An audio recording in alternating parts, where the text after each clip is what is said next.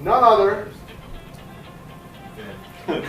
than Tad Teeters. Speech! Gotta give them all to the big man upstairs. Hey, people like Conor McGregor. Yeah. Except you're 10 times the size. Yeah, he'd kill me. And you can kill. You sound like him. I sound like it. Just a little bit. Honestly, like, the only thing that I've done is listen to everything that Brent did. I was with him a lot longer than most people that have been trained by him. Never needed validation. I know that I'm fascinating. I know that my rap's the greatest. I know there's no vaccination, but what I got, I'm the sickest. Holding on to my bridges, only focused on business. Toe to toe through the trenches, I blow a hole through the witness. Told him I'm just beginning, and really I'm about to get it.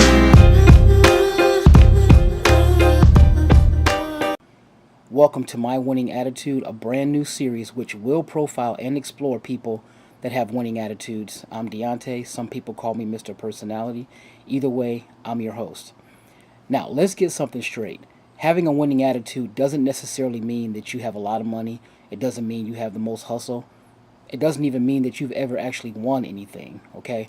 A winning attitude can be how you treat people, how you uplift people, or how much gratitude you display on a daily basis. Being positive in the face of negative energy or adversity that's also a winning attitude. This brings me to my next point. Tad Teeters is my very first guest ever. He's a young man on a mission. To be honest with you, he's a rising star in the insurance and financial services industry. He's the founder and owner of the TRT Group, which is a subdivision of Saray Smith. Now, Saray Smith is consistently one of the top workplaces in the entire state of Ohio, year after year after year. Okay, Tad is so great at what he does, he has developed a reputation as an animal. But not just any animal. I'm talking about a panda. But that's his nickname, Panda. Don't define him by his name. Just check out his game. Tad launched his career in early 2015 and celebrated with an awesome dance-off.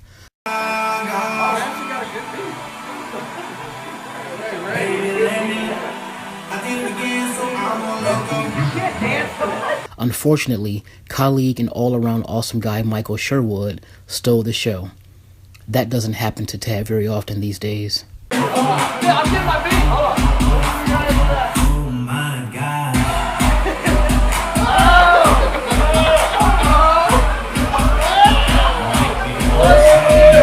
It's like Michael Jackson.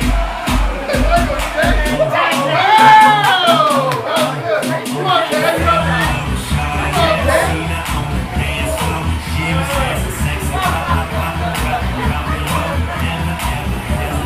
I recently sat down with Tad to find out what makes him tick, and most importantly, what gives him his winning attitude. I think growing up in my small family, my parents worked really, really hard to make sure that we had everything met, and I never had to go without.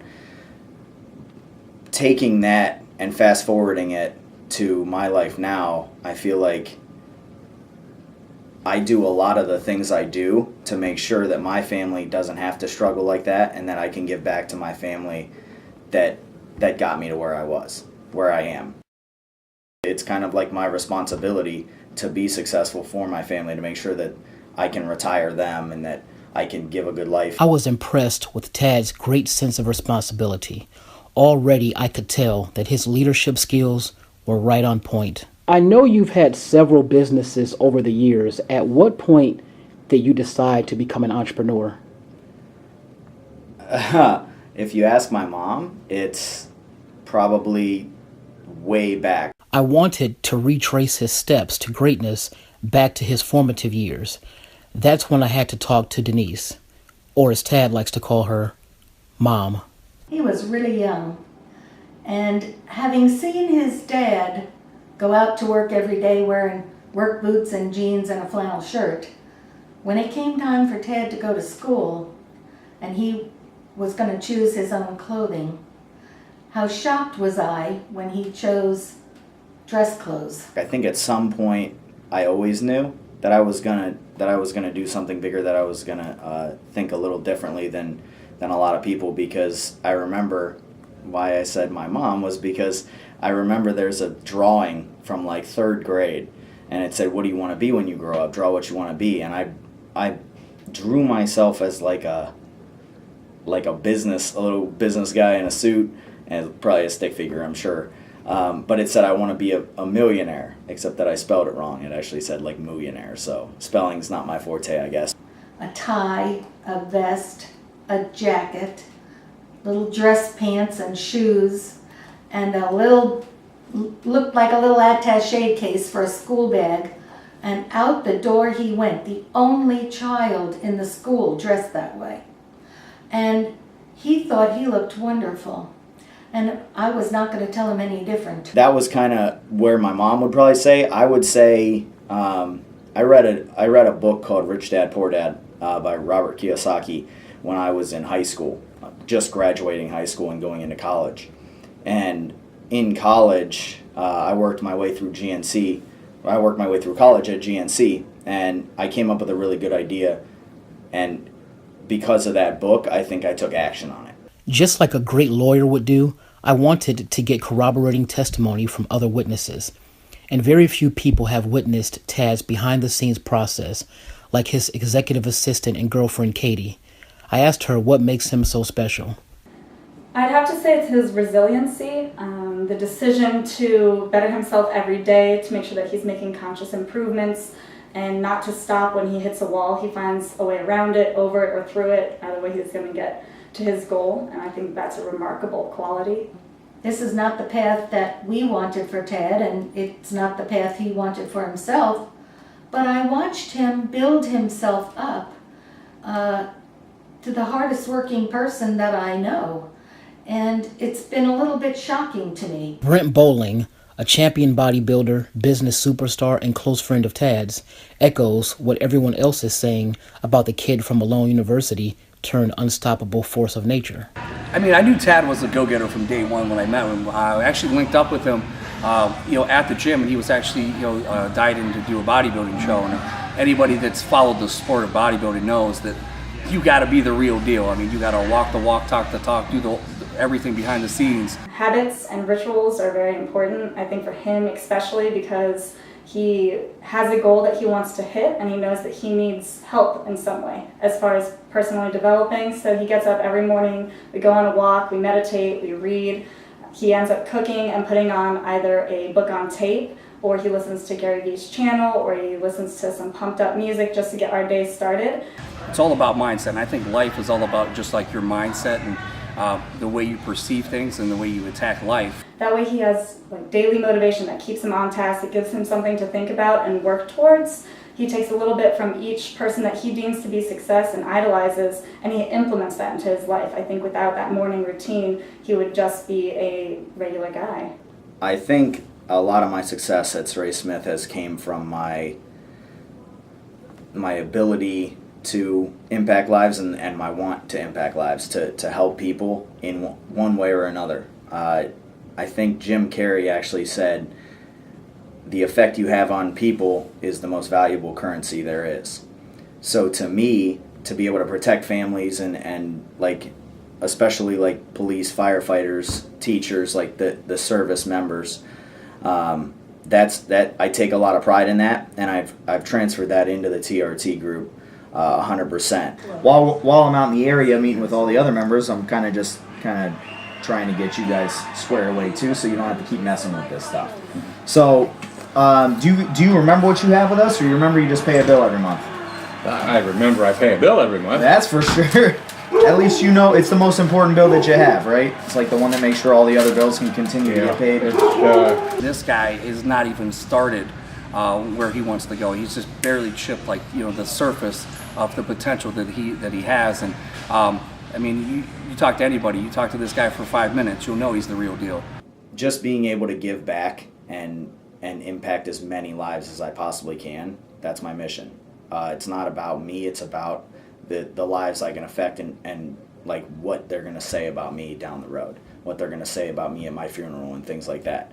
I want to be known for not being successful, but for helping as many people as I can. When it comes to compassion, I don't know that you could ask for anything more. I think he's a shining example of how to be a compassionate person. A lot of people in the industry that you're in all levels of entrepreneurship always talk about having a big enough why. What or who is your why? My why, that's the biggest part. That's it. My why is my family. When he calls me on his way home from work and it's 11:30 at night, and I'm like, "You're just now going home?" "Yeah." "How far away are you?" 2.5 hours. You know, as a mom, part of me is super duper proud of him, and part of me is sad because I would like for him to get some rest, but he doesn't want to rest. He wants to excel, and he wants it really bad. I consider my girl, my family, she's on the top of the list. We want to travel the world together. We want to, we have the same vision, the same goals and everything. I do this for her. I do this for my mom and my dad. They mean more to me than the world.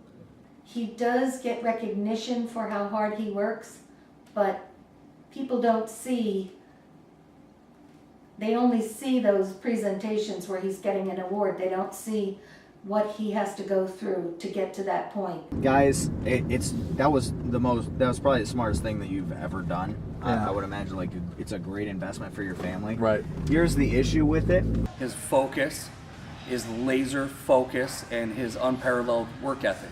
You put those two together, and it's really scary, like the product you get. I believe in myself. I believe in my abilities and my team. That we can accomplish anything, and the sky is the limit. And if you're not in an opportunity like that, you need to find one. When it comes to focus, if he lays out a path, if he sets a goal, he's dialed in to the T. He cannot be shook. He can't be distracted.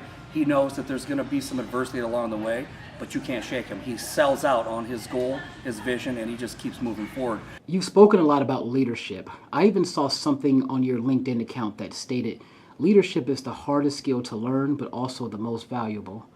What does leadership mean to you?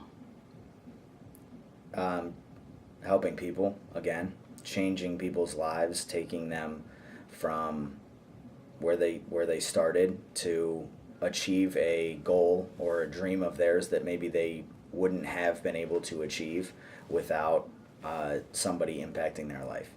So I've had so many great leaders surround me for so long that I've been able to kind of pick and choose who I talk to and keep my circle very small, and that's helped me kind of become a better leader and just be able to impact more lives. I know that you're a lot into reading books of very, very successful people, legends in the history of business and entrepreneurship. Who are your inspirations in business, both in and out of your industry? There's so many. It's pretty hard to list them. I get a lot from a lot of different people, but I'm trying to always feed my mind with either biographies or learn some lessons from books from Gary Vee to Grant Cardone to Elon Musk to inside of our business. If Marcus Smith would write a book, I would buy it and sell it out of the back of my car. Matt Parks, I get a lot from him. He's definitely an inspiration. Mark, Brent is my mentor, my idol. I don't know. There's just so many. There really is a ton of people. Andy Frisella. There's just countless amounts. I listen to podcasts from Tony Robbins. I mean, there's just, it's infinite. Tad has already won every individual award many times over in his industry. What I wanted to know from him and his amazing circle of support was, where is it that they see him and his company in 5 years? It's exponential. There's no lid on it. I think that he could grow it as big as he wants, or he could consolidate as tight as he wants. making sure that he has good, loyal people helping out families that are in need, making sure that he gives them the proper training, the proper guidance, and the opportunity for them to become leaders. I think that there isn't anything that he would stop at to make sure that he makes as many lives progressively impacted as possible. For me to tell you where I think he'll be in 5 years would be really to put a cap on his, potential, in my opinion. All I can tell you is I can pretty much guarantee in blood that whatever he's going to be doing in 5 years, wherever he's at, in whatever aspect of the business he's at, he's going to be dominating whatever category that he's in. The whole concept is almost bigger than my life experience allows me to think. But knowing him and watching the accomplishments that he's had in 5-year periods of time, he's always shocked and surprised me and amazed me. He will outwork anybody, myself included. And I thought I worked a lot until this kid came along. I mean, I feel like he might be somewhat of like a cyborg or a machine because the kid doesn't sleep. He's sun up, sun down, 24/7 to get where he needs to go. Like Katie said, I think his abilities are endless, and I think his heart is in the right place. In 5 years, my vision for the TRT group is to have over 100 representatives and able to impact the lives of not just members in Ohio, but expanding outside of Ohio to Kentucky and the states around, and just not stopping, never slowing down. His impact is going to be what it always is. His goal is going to be to always dominate. One of the things that Tad always says is, champions dominate, winners find a way to win. So I think in whatever aspect of the business he's in, he's going to be dominating, he's going to be winning. What I know about Tad is that he is more driven than a 1982 Datsun with 500,000 miles. His mental strength is exceptional, and his appetite for self-improvement is substantial. Throw in the fact that he knows how to treat people, and he's super cool to be around, and you have a person with a super winning attitude. He will accomplish more than any of us can comprehend at this point. I'm blessed to know you, buddy. Ladies, you guys have been absolutely amazing. Thank you for telling his story. He's absolutely phenomenal. Is there anything that you want to say as a final word? We love you, Panda! Oh, wow. On the next episode of My Winning Attitude, the great Simon Arias takes over. You always talk about thinking big. Obviously, nobody thinks bigger than you.